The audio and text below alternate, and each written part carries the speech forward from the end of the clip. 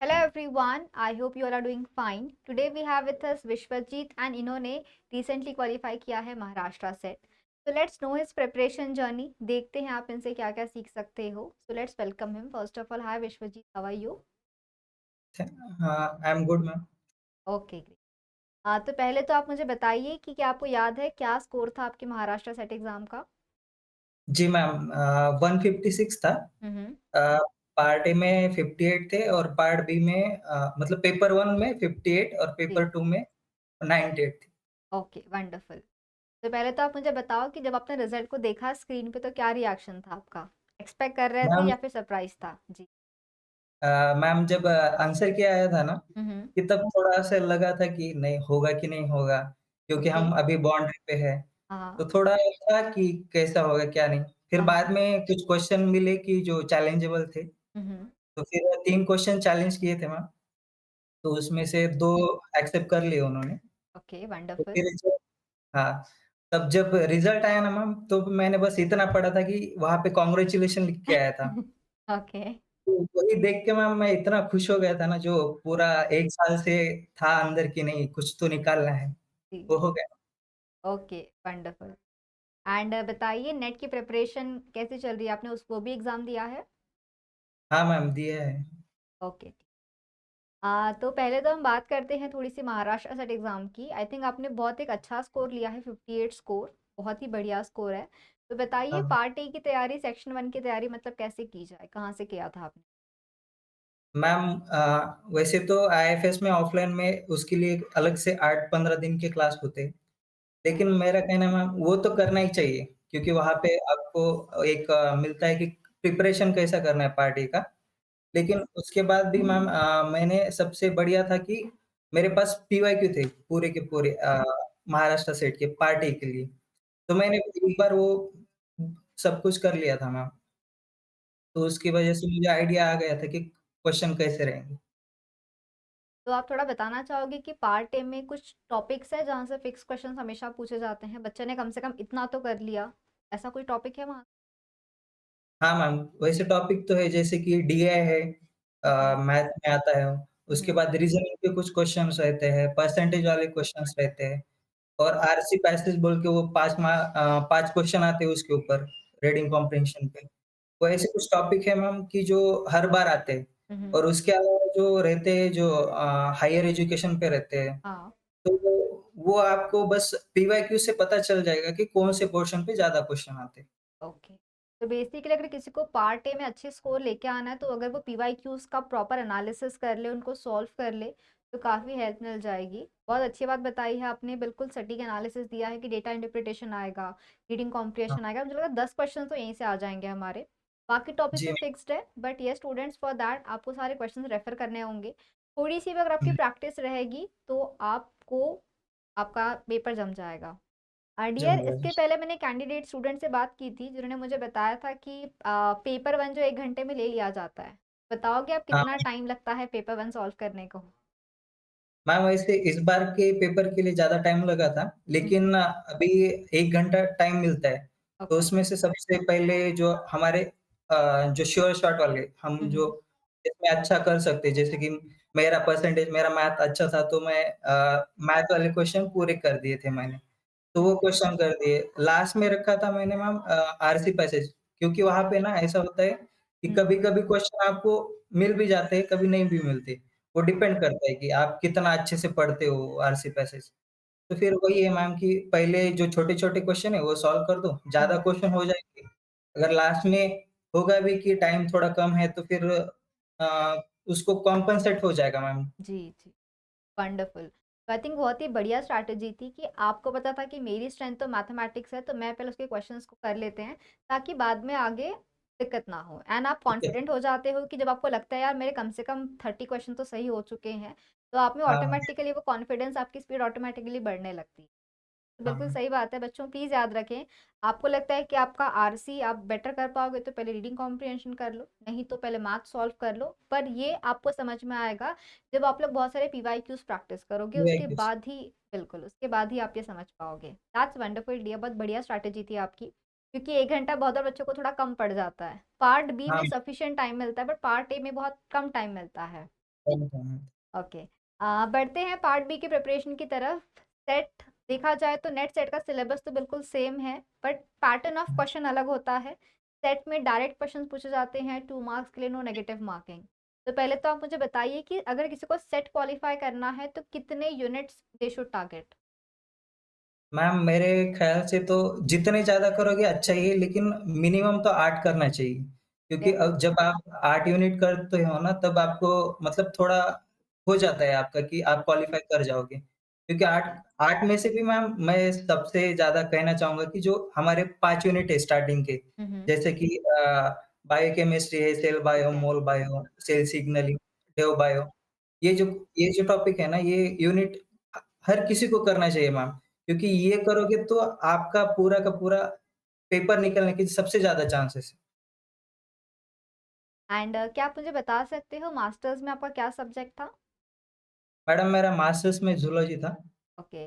तो being a zoology student कौन से यूनिट्स आपको ईज़ी लगे थे? कौन से यूनिट्स आपके लिए बिल्कुल न्यू थे? मैम वैसे तो सिलेबस थोड़ा रहता है एमएससी के लिए हाँ, हाँ। लेकिन उतना एक्सपोज़र नहीं मिलता है जितना हम यहाँ पे पढ़ते हैं। तो ओके। हर हर चीज़ नई लगती है मैम। तो ठीक है। था कि एनिमल फिजियो थोड़ा ईज़ी था हाँ, हाँ। मुझे लगता था ईज़ी और ऊपर से ज़ूलॉजी था तो इम्यूनोलॉजी का पार्ट भी थोड़ा बहुत ईज़ी जाता था। लेकिन वो रहता है different person to person vary कर सकता है मैम। ओके। एंड कौन से यूनिट्स थे जो आपको लगते थे यार डिफ़िकल्ट है, टफ है, ऐसा कोई टॉपिक था? मैम डिफ़िकल्ट तो नहीं कहूँगा लेकिन जैसे कि डाइवर्सिटी है जो हुँ, हुँ। मन नहीं करता है कि पढ़ना चाहिए इसको। तो ऐसे ठीक है। कुछ टॉपिक थे मैम और लास्ट में मेथड्स का पार्ट रहता है जो थोड़ा लगता है कि थोड़ा हार्ड है। तो अगर कोई यूनिट किसी को डिफ़िकल्ट लग रहा है स्टूडेंट को, तो क्या सजेस्ट करोगे कि इसको थोड़ा प्रिपेयर कर लें या उसको लीव कर सकते हैं, उस पे ज़्यादा मेहनत किया जाए या बाकियों को पे मेहनत किया जाए, उसको ड्रॉप कर दिया जाए? What would you suggest and what you did? Ma'am मैं सच कहूँ तो मैंने 13 यूनिट किए थे सीएसआईआर के लिए भी और अपने सेट के लिए भी। हुँ, हुँ। तो मेरा ये था कि डाइवर्सिटी भी जितना है, उसमें से एनिमल का पोर्शन कर दिया था मैंने और बाकी का जो नहीं आता था जैसे कि प्लांट का थोड़ा था, वास्ट था और ऊपर से थोड़ी चीज़ें दिमाग के ऊपर से भी जाती थी जैसे कि ज़ूलॉजी था मेरा, तो मैंने वो छोड़ दिया था। तो सब कुछ नहीं छोड़ना है, बस थोड़ा पोर्शन तो आपको करना ही पड़ेगा हर किसी यूनिट में से। तो बढ़िया स्ट्रैटेजी थी कि आपका था कि आपको अगर ज़ूलॉजी एनिमल्स आते हैं तो डाइवर्सिटी में से कम थोड़ा पोर्शन कर लो। कंप्लीट हाँ, स्किप नहीं किया था आपने, आपने हर जगह नहीं, से चीज़ें कवर की। बढ़िया। And being a life science और बीइंग अ बायोलॉजी स्टूडेंट हमारे लिए थोड़ा-सा मैथमेटिक्स डिफ़िकल्ट होता है। तो कुछ यूनिट्स में न्यूमेरिकल्स भी पूछे जाते हैं। तो बताइए how to tackle the numericals? आपने क्या किया था? किस यूनिट में कैसे न्यूमेरिकल्स आपने देखे हैं? मैम मेरा तो ऐसा था कि जहाँ पे न्यूमेरिकल दिख जाए मैं वहाँ पे खुश हो जाता था। अरे! क्योंकि मुझे ओके। मुझे अच्छा लगता था क्योंकि वो ठीक सॉल्व है। करने में एक अलग मज़ा आता था मेरे लिए। और तो हाँ। जैसे कि बायोकेमिस्ट्री है, जब केसी सर का क्लास चलता था, हुँ, तब हुँ। भी सर क्वेश्चन पूछते थे ना, मेरा आंसर हमेशा रहता था कि नहीं, इसको तो करना ही है। चाहे वो बायोकेमिस्ट्री हो या मैथ हो। मैथ से जी। ज़्यादा भागने से कुछ नहीं होगा मैम, मैथ थोड़ा तो करना ही पड़ेगा। और मुझे लगता है मैथ्स में कैसे कि आपको डायरेक्ट आपको आंसर मिल जाता है एग्ज़ैक्टली। तो आप जी कॉन्फिडेंट मैम। रहते हो कि हमने सही सॉल्व किया है।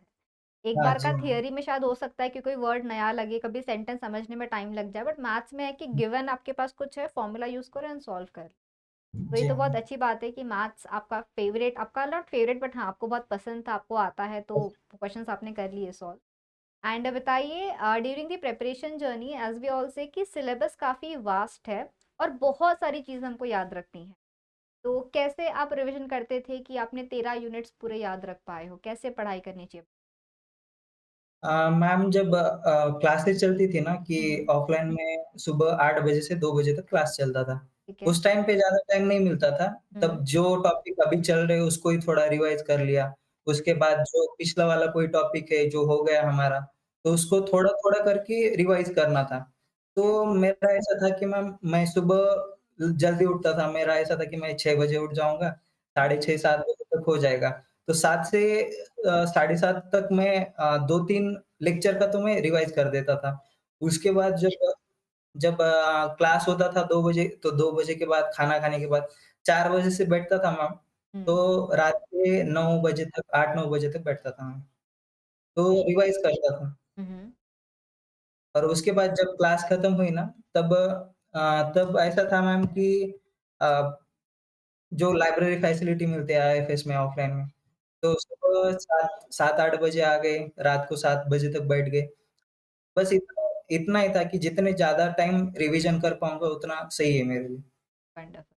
तो आई थिंक आपने बहुत मेहनत की है, ये मुझे आपकी बातों से समझ में आ रहा है कि आपका एक शेड्यूल था, सुबह जल्दी उठना है, रिविज़न करना है, क्लास जाना है, फिर रिवाइज़ करना है, रात तक बैठना है। तो बहुत कड़ी मेहनत की है, उसका रिज़ल्ट आपको मिला भी है एंड आई एम विशिंग कि बहुत जल्दी सीएसआर का रिज़ल्ट आएगा, तब वो भी आप बिल्कुल एक्सेल कर लोगे। जी अ, मैम, बिल्कुल। आपने इतना किया, आपने इतनी पढ़ाई की है, कभी ऐसा कोई फ़ेज़ था आपकी लाइफ़ में जब आपको लगा यार बहुत लाइक बहुत पढ़ाई करनी है, कभी-कभी हमारी लाइफ़ में थोड़ा-सा लो फ़ील करने लगते हैं। तो आपके साथ कभी ऐसा हुआ है जर्नी प्रिपरेशन की जर्नी में? हाँ मैम, हुआ था। जब दिसंबर का एग्ज़ाम दिया था ना, तब तो उतना पोर्शन कंप्लीट नहीं हुआ था मेरा, हुँ, हुँ। तो तब कुछ नहीं लगा था। लेकिन जब गेट का रिज़ल्ट आया था, क्योंकि गेट बहुत सारे लोगों का हो गया था और मेरा रह गया था। हुँ, तो मुझे इतना लगा कि यार मैंने कुछ पढ़ा है या नहीं, 8 महीने से हूँ यहाँ पे, कुछ होगा कि नहीं मेरे से, क्योंकि गेट नहीं निकला है। हुँ, तो था मैम कि तब ऐसा मन कर रहा था कि सब छोड़ दूँ, अभी बस हो गया, नहीं होगा मेरे से। लेकिन फिर वो बोलते हैं ना मैम कि घरवाले हमेशा हमारे पीछे रहते हैं, जी, बिल्कुल। प्रिपरेशन। तो तब घरवालों ने, पापा ने बोला कि नहीं तू करेगा और तू अच्छे से करेगा। हमको पता है तू निकालेगा कोई ना कोई एग्ज़ाम। तो मैम वही था। वंडरफुल। तो आई थिंक बिल्कुल हमारे सपोर्टिव पेरेंट्स बहुत इंपॉर्टेंट होते हैं, तो हमारे लिए जी। बैकबोन है, हमें हमेशा पुश करते रहते हैं to do good things in life. तो दैट्स वंडरफुल। अगर हम बात करते हैं एग्ज़ाम की, तो फिर हम बहुत बार इस चीज़ पे फोकस करते हैं कि प्रिपरेशन पढ़ाई करो, बट क्वेश्चन प्रैक्टिस पे भी आपको उतना ही टाइम देना है। तो बताइए आपने क्वेश्चन की प्रैक्टिस कैसे की, कहाँ से की, कितना टाइम दिया है क्वेश्चन प्रैक्टिस में? मैम मैं ज़्यादातर अपने सीएसआईआर के क्वेश्चन प्रैक्टिस करता था। उसके बाद गेट के और सेट के भी करता था। लेकिन ज़्यादातर मैं सीएसआईआर के करता था, क्योंकि हर कोई टॉपिक एक बार पढ़ लिया है। जैसे कि हमको टाइम मिला था कि अभी क्लासेस नहीं थी लास्ट क्लास में, हुँ, हुँ। तो एक टॉपिक रिवाइज़ कर लिया, हुँ, हुँ। एक यूनिट रिवाइज़ करने के बाद उसी की पीवाईक्यू लगा ली। अगर ओके। नहीं भी आ रहे ना, हुँ, हुँ। पीवाईक्यू नहीं भी बन रहे, तो मेरा कहना है कि उसको वही छोड़ दो। जब ओके। आप सेकंड टाइम रिवीजन करोगे ना, वो पीवाईक्यू अच्छे से आपको याद रहेगा कि मेरे से नहीं बना था, हुँ, ये हुँ। टॉपिक मुझे नहीं आया था तब, तो हुँ। आपको वो फिर बाद में बन जाएगा मैम, मेरा ऐसा था। Okay, wonderful. तो आई थिंक आपने सीएसआर पे ज़्यादा फोकस किया, मुझे लगता है सीएसआर का पार्ट भी काफ़ी हद तक सिमिलर है हमारे सेट के पेपर पैटर्न से। What do you think? जी, जी मैम, थोड़ा लेवल तो सेम ही है, ऐसा नहीं है कि थोड़ा अलग वगैरह कुछ नहीं है। ओके। अब बताइए आपका फेवरेट टॉपिक कौन-सा था 13 यूनिट्स में? मैम मेरा जेनेटिक्स था। जेनेटिक्स और थोड़ा बायोकेमिस्ट्री केसी सर की वजह से था। ओके। ऐसा था कुछ पहले कि पहले डर लगता था इस टॉपिक से, बाद में पढ़ने के बाद बहुत पसंद आ गया वो सब्जेक्ट? जी मैम, दिसंबर के टाइम पे मैंने बायोकेमिस्ट्री छोड़ दिया था, हुँ, हुँ। क्योंकि डर लगता था मैम, बायोकेमिस्ट्री से बहुत डर लगता था, क्योंकि वो स्ट्रक्चर अलग-अलग दिखते थे, वो याद कैसे रखना। फिर मेटाबॉलिज़्म, जी। काइनेटिक्स भी आता था उसमें, तो हाँ, छोड़ ही दिया था। लेकिन जब फिर सर आए तो फिर अच्छे से किया तो फिर हो गया मैम। वंडरफुल। अ, अगर हम बात करते हैं हमारे पूरे सिलेबस की, तो कुछ यूनिट्स जो जो काफ़ी थ्योरेटिकल है और कुछ में हमको बहुत सारी चीज़ें लर्न करनी पड़ती है, जैसे कि कहीं पे एंजाइम्स के नाम है, कहीं पे आपको जी। स्ट्रिक्ट लिस्ट है कि भाई ये अमाइनो एसिड्स है, पोलर है, नॉन पोलर है, एसेंशियल है, नॉन एसेंशियल। तो इन टेबल्स को लर्न करने के लिए आपने क्या किया था, क्योंकि बहुत सारी चीज़ें याद रखनी होती, how to remember these? Ma'am जो चीज़ें लर्न करने की, मतलब ज़्यादा याद रखने की है ना, उनके लिए शॉर्ट ट्रिक अगर आपके पास हो तो अच्छी बात है। लेकिन अगर नहीं है तो फिर मैम एक ही है कि मल्टीपल टाइम रिवीजन करो, जितना ज़्यादा टाइम रिवीजन करोगे, उतनी ज़्यादा चीज़ें याद रहेगी मैम। बिल्कुल, तो आई थिंक हाँ, बिल्कुल सही बात है कि रिविज़न ही बहुत इम्पोर्टेंट है। जितनी बार आप जितनी ज़्यादा बार पढ़ोगे, उतनी ज़्यादा आपको चीज़ें याद रहेगी। थोड़ा बताइए how was your experience eight IFS offline? बड़ा मज़ा आता है उन क्लासरूम्स के अंदर, तो कोई स्टोरी आपके पास है जब शेयर करोगे या कोई मेमोरी वहाँ से?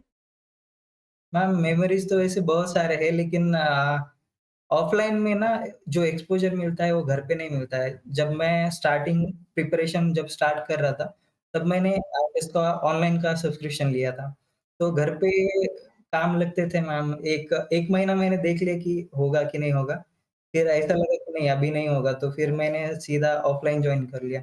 और ऑफ़लाइन जॉइन करने के बाद वो दादा सर का मोटिवेशन वो सब चीज़ें याद आती हैं। केसी सर की। वंडरफुल। तो मज़ा आया डियर आपसे बात करके। Who you dedicate this success, किस-किस को थैंक यू बोलोगे फॉर दिस सक्सेस? मैम सबसे पहले तो पेरेंट्स को, उसके बाद होल आईएफएस टीम को और प्रिपरेशन के टाइम पे जो दोस्त मेरे साथ थे, जिन्होंने मुझे जो सपोर्ट देना चाहिए था क्योंकि मैम प्रिपरेशन के टाइम पे बहुत ऐसा कभी डिमोटिवेट फील करता है, तो कभी स्ट्रेस आता है, एंग्ज़ायटी होती है, तो सबसे पहले हम दोस्त के पास ही जाते। तो मैम दोस्त को भी डेडिकेट करना चाहूँगा। बिल्कुल, तो आई थिंक एक अच्छा फ्रेंड सर्कल होना बिल्कुल बहुत इम्पोर्टेंट है। कुछ जी, फ्रेंड्स हैं जो डिस्ट्रैक्ट कर सकते हैं, बट अगर आपका फ्रेंड सर्कल बहुत अच्छा है, तो आपकी प्रिपरेशन बहुत अच्छा होता है। बिल्कुल जी सही। मैम। तो thank you so much dear. कोई मैसेज आप देना चाहोगे जो भी एस्पिरेंट्स प्रिपरेशन अभी स्टार्ट कर रहे हैं, उनको आप क्या बोलना चाहोगे कि क्या करना है, क्या नहीं करना है? मैम जो एमएससी में है उनको तो पहले कहूँगा कि कॉलेज लाइफ एन्जॉय करो। ये तो बाद में आपको करना ही है। लेकिन अगर प्रिपरेशन करना ही चाहते हो तो जो भी टाइम आपको मिलता है उसमें से 2-3 घंटे जो भी है रोज़ के दे देना। फिर आपको बाद में जाके ईज़ी जाएगा। ओके। तो जैसे कि मैं सेट का भी पार्ट ए मैंने पहले एमएससी में थोड़ा बहुत प्रिपेयर कर लिया था, तो मुझे ईज़ी गया था। तो वो टाइम थोड़ा मिल जाता है मैम आपको। अगर एमएससी के बाद आप कर रहे हो तो मेरा कहना इतना ही है कि रिज़ल्ट नहीं आएगा, लेकिन जब भी आएगा ना तो आपको वो हिट कर जाएगा। बस हार नहीं माननी गिव अप नहीं करना है। स्टूडेंट्स बिल्कुल have this never give up attitude. पढ़ाई करते रहें कंसिस्टेंटली, आप अपना बेस्ट देते रहो, हार्ड वर्क करते रहो, you will get this. Thank you so much Vishwajeet for joining. मज़ा आया आपसे बात करके। आई थिंक हमारे बच्चे बहुत ज़्यादा सीखे हैं, बहुत ज़्यादा इंस्पायर हुए हैं कैसे पढ़ना है, क्या करना है। And we really wish you all the very best from the entire team of IFS. Thank you ma'am. And to all the aspirants out there, have that consistency, never give up, पढ़ाई करते रहो, prepare करते रहो। If you need anything, put it in the comment box. Have a great day and a very happy learning.